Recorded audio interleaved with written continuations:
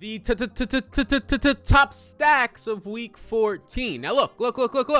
Beautiful person out there. We're going to get into it. There's 6 stacks this week, and I'm going to be honest with you. Trying to get cute by stacking quarterbacks this week ain't the way to go about it. It's not the way to go about it. I think you get different at running back, at wide receiver, at if you want to go with a single entry quarterback and run them naked or something, maybe small field stuff. But if you're looking at your wholesome stacks this week, I don't think you're getting too different. I mean, the slate stinks outside of a couple of games, and those games happen to be the best teams, and it happens to be then the best game environments. So that's where the stacks are going to come up. So let's break this down, and we'll go through it, and we'll classify these stacks as a leverage stack, a fine stack, a highly owned stack, but maybe okay, and then the game environments and things along that line. We'll start with a leverage stack here, and this is not one of my favorite stacks of the week, but it's slowly, if the ownership remains low on the quarterback here, and Russell Wilson will become that. Now, it's tough to really love Seattle, who comes in with a 24.5 implied team total, because of what the backside of this game looks like. I mean, this game total and team total has been dropping throughout the week, not due to weather. Nothing's going to be an issue in Houston,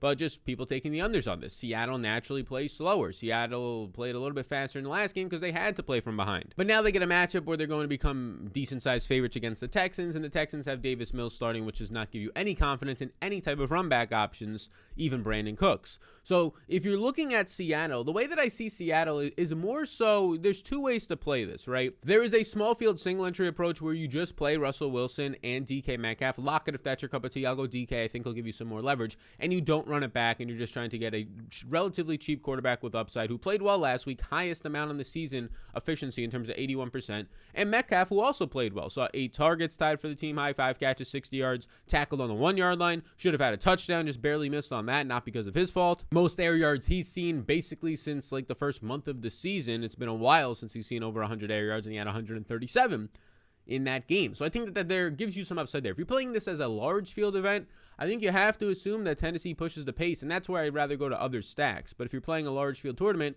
you go Russ with Lockett and Metcalf because they're both cheap, run it back with Brandon Cooks, but I'm not too sure I trust Davis Mills to push a game environment for a large field event. So I think I'm just going to single stack this in small fields. And that single stack will look something like this. This is the Big Energy Optimizer. So you can go, if you want to single stack it, you would just say, give me exactly one player out of DK Metcalf, that's where I would be going, or Tyler Lockett if you wanted to, and it's going to say anytime Russell Wilson is in the stack. So anytime Russell Wilson is put into a lineup, give me exactly one of DK Metcalf and Tyler Lockett if you want to run it that way. And then again, if you wanted to run it with at most 2, so you can run a full-on game stack here, you get Metcalf, Lockett, and you could even put some run back options. You can put the run back option of punting the tight end, the rookie tight end out of Miami, Brevin Jordan. You could put the run back option of their best target in Brandon Cooks, who was the only wide receiver to catch a ball for them last week. That's how bad this team is. Again, I'd prefer to not run it back, but that's if you're somebody who wants to have a little bit bigger of a share there, and that's where you would put Russell Wilson. So that's kind of what a single stack would look like. I already have it. We already talked about it. If you're looking for a prop for this game, I already took DK Metcalf over 59.5 receiving yards in a previous video of the top values. You could double down on that right here. If you didn't see that video, there you go. Over 59.5 DK Metcalf receiving yards. You can take that on Prize Picks, the presenting sponsor of the program. You get your first bet for free, up to $100 if you use the code SAL 3 times for the free Pete right there. Now let's get into some stacks, and the game environments are pretty wild this week. Like, you have Tampa Bay versus Buffalo, one of the games of the year, or at least we thought earlier when Buffalo was actually ascending, and now they're descending. But you get Tampa Bay versus Buffalo. Buffalo off a bad offensive game in a terrible weather environment, maybe drops them a little bit. You get Kansas City versus Vegas, and Kansas City is extremely expensive off of another piss poor performance, but the only time they've actually looked decent this year over the past 2 months is against Vegas in their single high safety looks. But a very expensive Tyreek Hill, a very expensive Patrick Mahomes this week. So then what else are you going to be getting this week? And then I think you get 2 stable and solid stacks that we'll talk about. So that game environment of the Bills and Tampa Bay is an obvious one. And I think it looks clearly very good as the highest game total. You have Tampa Bay with a 28-point team implied total. You have a run back option of 24.5 with the Bills that is going to push the tempo there. I would prefer Tampa Bay if I had to choose a stack here. Higher team environment. Pass over expectation is pretty similar to what you're going to get out of Buffalo, but just more security on how they've looked all season long if you're choosing one of those teams. And I think the ownership is going to come in lower actually on Tampa Bay because of how expensive their players are starting to become. They don't really have a cheap stacking option unless you want to punt Rashad Perriman in a large field tournament. So if I'm going to lean Tampa Bay there, I think that my favorite stacking options, it depends what you're playing here. Like, your groups for Tampa Bay are clearly going to be a Godwin, an Evans, a Gronk, and I would put Perriman in there. If you want to, I think it's finally time we can say, yeah, let's put Fournette in there, as the guy just continues to have 6 reception games, receiving touchdown games, and back-to-back, right? So I do think that there is opportunity to put Fournette into these Tampa Bay stacks. I think we're getting there. I think now it's the Tom Brady, James White, how there was correlation there. Justin Herbert and Eckler, how there's correlation there. I think that correlation is now there with Mr. Lenny Fournette. And then your Bills run backs are clearly Stephon Diggs, who is expensive, right? It's really difficult to be playing all these guys together. Both the quarterbacks are expensive. Their top passing options are expensive, and so is Stephon Diggs if you're looking at a run back in a Tampa Bay stack. You get Beasley, who's coming off of a 2-target game in a bad weather game. Sanders, who finally saw some targets in the bad weather game of 6. For a lot of people trying to say, oh, it's Gabe Davis now. He's the player out there. No, he's not. He ran 9 routes in the last game to Sanders running 34. It is still Emmanuel Sanders out there operating as the wide receiver 3. He might be struggling, but yes, that is the case. And then a guy that I like, in Dawson Knox, who had a couple of drops. Maybe one of them wasn't really his fault, but a couple of drops, 6 targets. I think that keeps his ownership low as a run back option if you can't afford Steph Diggs. So it depends on what you're looking at here. If we're talking about large field tournaments, I think that this is the Tampa Bay stack that I probably go with the most. Large field tournaments, I'd say give me at most 2 because I kind of want to double stack Tom Brady because he is not a mobile quarterback. So the large field stack that I would go to would be Brady. And the most owned one is going to be a Brady with a Godwin and a Gronk. I think you would put your group to give you Godwin, Gronk, even Perriman in there, who ran 30-plus routes on the outside last week. I think they continue that going. And then Evans. The reason with Perriman being on the outside, it's going to benefit Chris Godwin so much. You saw that last week. Godwin dealing with a little bit of an ankle injury, but came back into the game. But it allowed Godwin to get all those slot targets in the middle of the field. So these two guys, Chris Godwin and Gronk, set up to be the best plays. Like, I don't even know if I want to leverage these guys, right? There's leverage if you go to Mike Evans. He'll be half the ownership as Chris Godwin this week. But the way that they're playing, Buffalo is one of the most zone-heavy teams.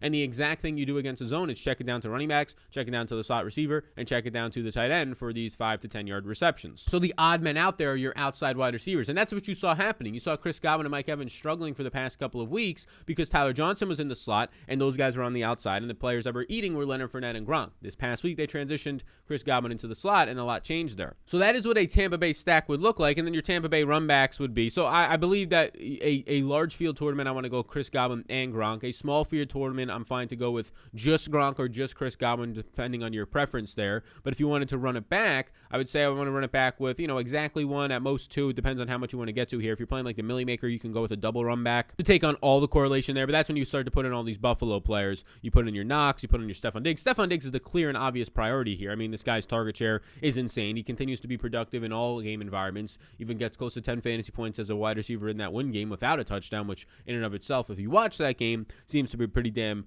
impressive. I'm not going to put Gabe Davis in here. I know people are going to jump up and down. I just don't want to put a player in here with a lot of money on the line for myself who's going to run 9 to 10 routes, if that. So I think that's an interesting way to play this stack. I think that the small field stuff, I just want to single stack Brady, and I'll probably single stack him with a Godwin or a Gronk. Anything mid to large field, I think that's where the double stacks come into play. Run back options for sure. The priority would be a Diggs. A Brady, Godwin, Diggs stack is great. The problem is, where are you finding the rest of the money? You have to hope for a punt defense, probably somewhere around a punt tight end, and maybe just Joshua Palmer from the Chargers is the guy who opens that up for you. The same thing can be said for Buffalo on the opposite side. I prefer Tom Brady. I think Buffalo is my least enticing stack as of right now. We'll see as the week goes on. But my priorities for Buffalo are just single stacking. It's just single stacking, and it's even easier to single stack Buffalo with a run back because Rob Gronkowski is cheaper. So I kind of want to just go with a Josh Allen plus Stephon Diggs and run it back with a Rob Gronkowski. Gronk is priced up a little bit more, but he's not as expensive as Evans and as Chris Godwin. Not playing Chris Godwin when he's going to be playing out of the slot against his own defense, though, is without a doubt very scary, so you can easily run it back with Godwin if you find the money, but it's easier to run back because I feel more secure about Gronk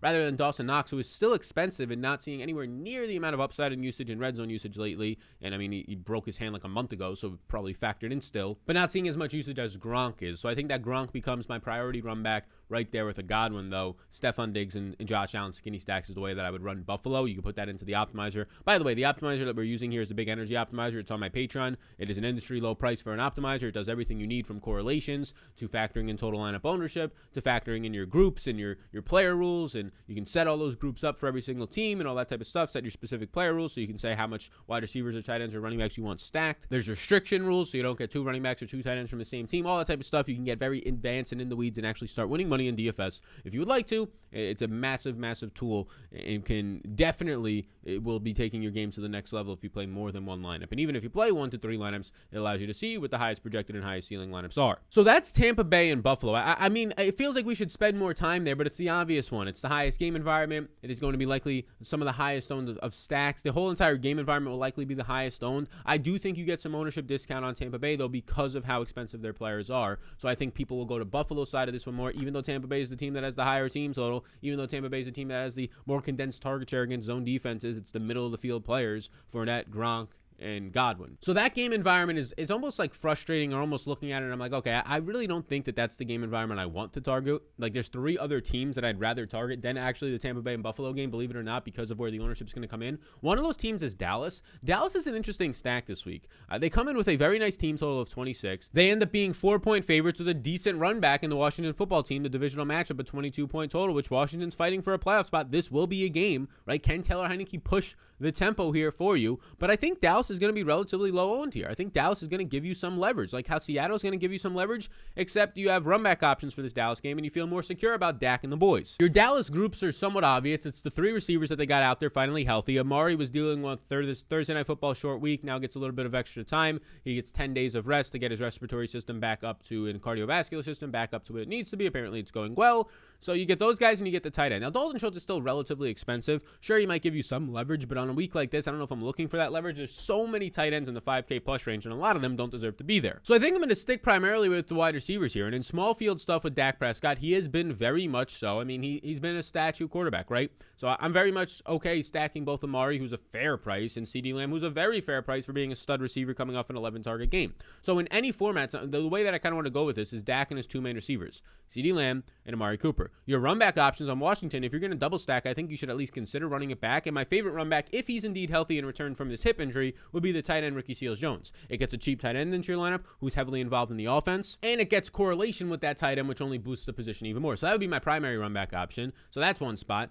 J.D. McKissic is expected to return, so I don't think that Gibson is going to be as high of an upside play if that's the case from the receiving department. So we'll track the ownership there. If Gibson is going to be highly owned, I want to leverage off of Gibson entirely in this game, and I'd rather run it back with Ricky Seals-Jones or Terry McLaurin. If we get the news later in the week as ownership continues to come out, really Friday into Saturday, and you can check my ownership projections on Patreon down below, but as we get that news, and if it's seeming like, oh, actually Saquon at the same price, Mike Williams at the same price is pulling some of this ownership away from Antonio Gibson, he would be my primary run back option at a decent price point, and a man seeing 27.5 opportunities per game over the last month of the season since the bye week. So it's fairly simple here for me with the Dallas team. If you go into the big energy optimizer, I think my favorite stack, kind of no matter what you're looking at, would be stacking Dallas with exactly 2 players from Dallas's team. Anytime you get Dak Prescott in a lineup, I want Amari Cooper in there, and I want CeeDee Lamb in there, the highest target share players on the team. I know that Gallup is back. I know that Schultz is still there, but based on price points, that's where I personally want to go. And then to get your run back options, I would say I want to stack it with exactly 1. If you want to stack it with 2, you could put at most 2. Anytime you have Dak Prescott, give me the run back options of Ricky Seals-Jones if he's playing, Terry McLaurin if he's playing, and potentially Antonio Gibson if he ends up playing. It's still Curtis Samuel only ran 9 routes in that last game, so I don't think that he's fully back, but that is how I would set up the groups for the big energy optimizer. They start to track all of our groups here so that when we actually go ahead and build our lineups out, we get what we want to get. If you were looking for a prop to get some action on in this game, I would end up going to Terry McLaurin over 60.5 receiving yards. I mean, he is a good matchup. This Dallas secondary, I mean, they're getting a good pass rush from Micah Parsons. Lawrence is now back, but Trevion Diggs is not a lockdown cornerback by any extent. He grades well. He's up there in Defensive Rookie of the Year voting and overall Defensive Player of the Year voting because he's got a lot of interceptions. But, I mean, it kind of reminds me of, not to ha-ha Clinton Dix, to a greater extent for a better player, Marcus Peters, where, I mean, it's a boom-bust cornerback who is a playmaker, right? So I think that Terry McLaurin, clearly underrated, clearly the top target of this offense, and actually has a sneaky good matchup over 60.5 receiving yards on Prize Picks. Use that code SAL for a free bet up to $100 Rooskies, dollar bills. Those are dollars, y'all. So Dallas looks like a very strong stack from both being a lower owned stack with a higher ceiling and a leverage stack for you. Another stack that maybe is not going to be a leverage stack. When you play it, you're just kind of eating chalk here. So if you play this stack, you got to make sure you get different at running back. You got to make sure you get different with either within the stack. I think it's hard to get different within the stack, but there's ways. But the point being is you have to find 1 to 2 spots depending on how many people are in the contest you're playing to get different. And that's the Chargers. The Chargers are likely to be the highest on stack. You might have came into this video and you were like, oh man, I'm going to play the Chargers. No Keenan Allen. It's value galore. Herbert's won 3 of the last 5 weeks. He's won slates for people, and not so fast. They're going to be the highest on the slate. Like if the Chargers are like let's just say a 10% on stack this week,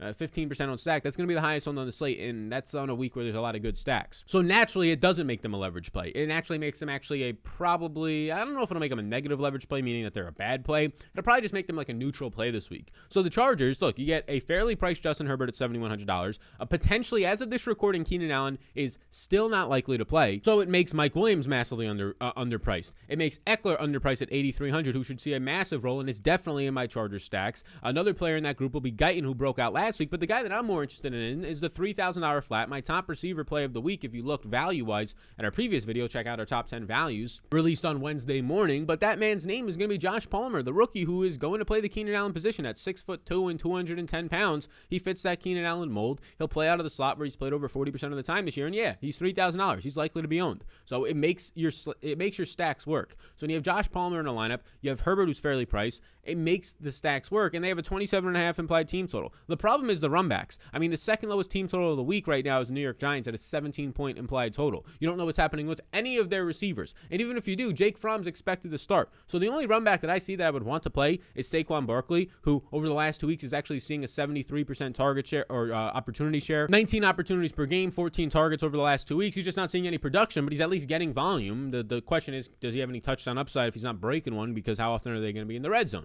So it depends on where you want to play this. Like the Chargers, you can just run the Chargers stacks naked this week and just go, I want to play Herbert, Mike Williams, and Josh Palmer. That is going to be a very popular three-man stack. With that being said, three-man stacks in general are not that popular. So the Chargers themselves, Herbert will definitely pick up ownership. I expect Herbert to be the highest owned quarterback this week. I expect Mike Williams to be one of the highest owned receivers, and Josh Palmer. So it starts to become a little bit risky to separate yourself from the field, and that's why I'd rather just say, hey, I'll just jump to Dak Prescott. Dak Prescott is cheaper. Amari Cooper is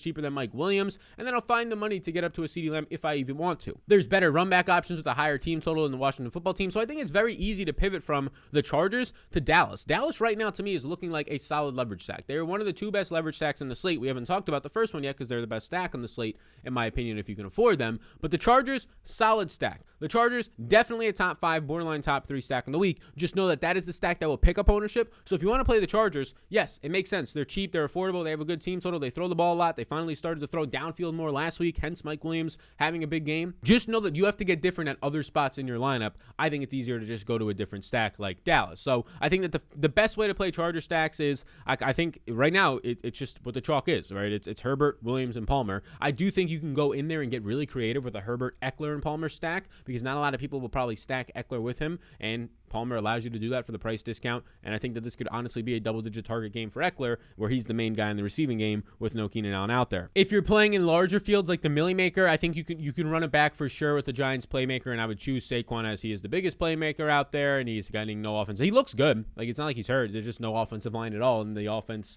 with all these receivers out, it's really easy to just put an extra safety in the box, or closer to the box. So that's how I would handle the Chargers. We already took in a previous video if you watched it.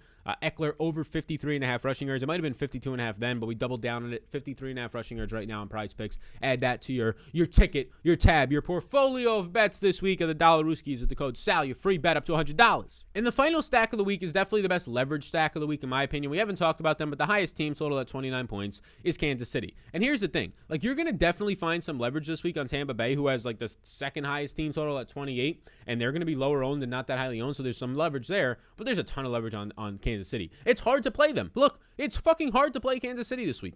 Patrick Mahomes is so damn expensive, and there's nothing that's like enticing you to say, oh yeah, they've been looking great, let's do that. You have $8,500 Tyreek. You still have Kelsey being $7,400. I think Kelsey's priced out of even playing this week. So you look at it and like, yeah, it's kind of hard to play them. But then you look and you say, oh, wait, the one time they've played well this year was against Las Vegas because they play one high safeties and it allows them to be who the normal Chiefs are. But they're priced for it. So here's the thing. Nobody, and a lot of people, won't play the Chiefs this week because they're so fucking expensive. Why not just go to Tom Brady, Buffalo, the Chargers, right? Nobody's going to play the Chiefs. And because of that, it makes them a good play. They have the highest team total. They are in the best game environment. They have the highest ceiling. Patrick Mahomes to Tyreek Hill single stacks, or add in there the number 2 receiver on the Chiefs very quietly, Byron Pringle, who's in the low $3,000 range. And just like that, you find yourself finding a price discount in that stack with Byron Pringle if you wanted to go there. Byron Pringle gives you leverage off of Josh Palmer in the cheap wide receiver price range as well if you play that Chiefs stack. Your run back options on Las Vegas, I mean, they have a low team total of 19. There's some clear run back options here. The best run back option will be Darren Waller if he indeed plays. We'll have to track that. He's clearly fantastic. He is slightly lower price,